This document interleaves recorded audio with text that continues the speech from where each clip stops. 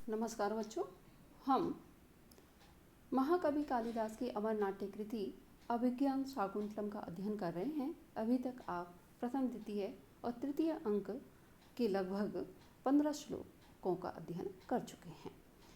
अभी तक आपने देखा कि राजा दुष्यंत और शकुंतला दोनों के मन में एक दूसरे के प्रति प्रेमांकुर हो चुका है और एक दूसरे के प्रति अभिव्यक्ति भी हो चुकी है। आगे देखिए, अनसुया इतः शिलातल एक देशम अलंकरोतु वयश्च। प्रिय मित्र, आप इधर शिलातल के एक भाग को अलंकृत कीजिए। राजा उपविशति, राजा बैठते हैं। शकुंतला सलज्जा तिष्ठति, शकुंतला लज्जित हो जाती हैं। प्रियमदा दो अपि युवयो अन्योन्यानुरागः प्रत्यक्षा।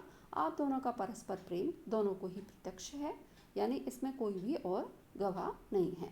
सखी स्नेहा पुनर्माम पुनरुक्त वादनीम करोति।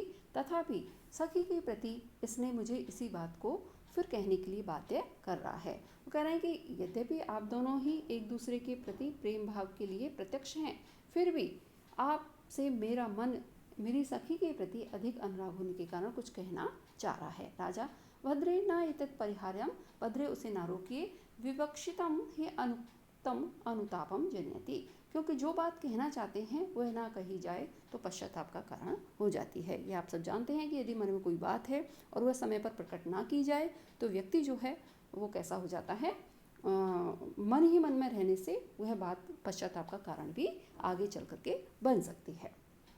प्रियमदा आपन्नस्य विषय निवासिनो जनस्य अर्तिहरेण राज्ञा भवितव्यम इति एष वो धर्मा। यह आप राजवंशियों का कर्तव्य है कि वह अपने राज्य के अंदर रहने वाले आपत्तिग्रस्त व्यक्तियों की क्या करे, आपत्ति को दूर करे। राजा ना अस्मात् परम, इससे बढ़कर और कोई हमारा कर्तव्य नहीं है। प्रियमदा तेन ही इयम आयु प्रिय सखी त्वाम उद्देश्य इदम अवस्थान्तरम भगवता मदनेन आरोपिता। तो यह हमारी प्रिय सखी शकुंतला जो है आपके कारण ही भगवान कामदेव ने इसको इस सोचनीय अवस्था को पहुंचा दिया है। तद अर्हसि अभिउपत्या जीवितम अस्या अवलंबितम। तो अतः उचित है कि आप अनुग्रह करके इसके जीवन की रक्षा कीजिए। राजा भद्रे साधारण अयम प्रणः, भद्र ये प्रार्थना दोनों ओर से ही समान है। सर्वथा अनुग्रहितो अस्मि, मैं पूरी तरह से क्या किया गया हूँ, अनुग्रहित किया गया हूँ।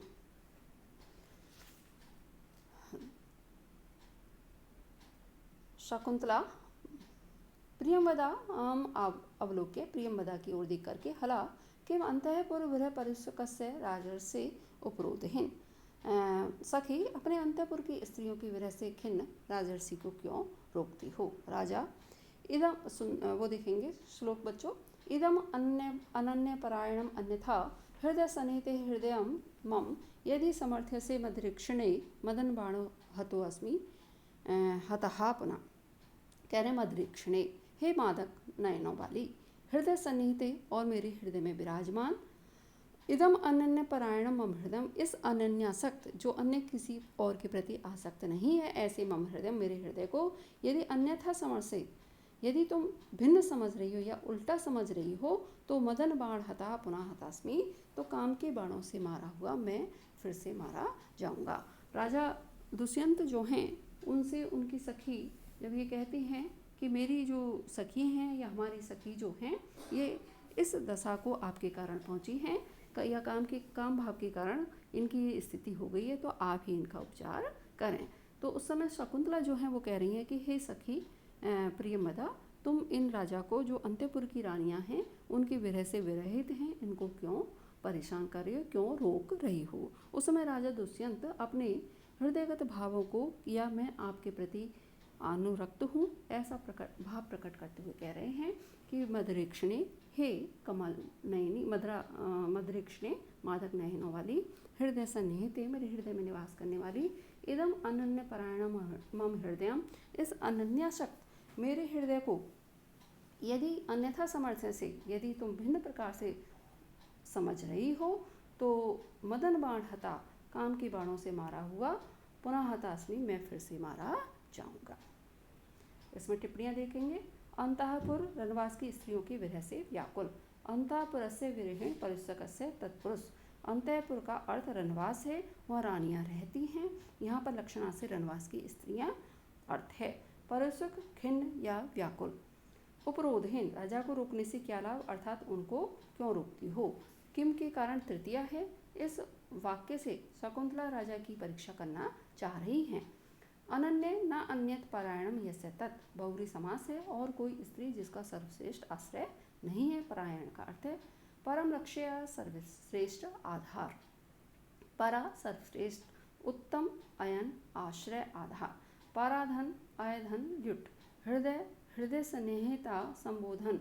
तत्पुरुष, हृदय में सुप्रतिष्ठित। सन्निहित के दो अर्थ हो सकते हैं। सतधन निहित, अच्छे प्रकार से रखी हुई अर्थात प्रतिष्ठित। समधन निहित, पास में रखी हुई अर्थात हृदय में विद्यमान। सन्निहिता का अर्थ सन्निधान, पास होता है। तुम मेरे हृदय में हो अतः मेरे हृदय को जानती हो। समर्थ्य से मानती हो। मदरेक्षणे, मदरे इक्षणे यशा सा, बहुव्रीहि समास है, मादक नेत्रों वाली।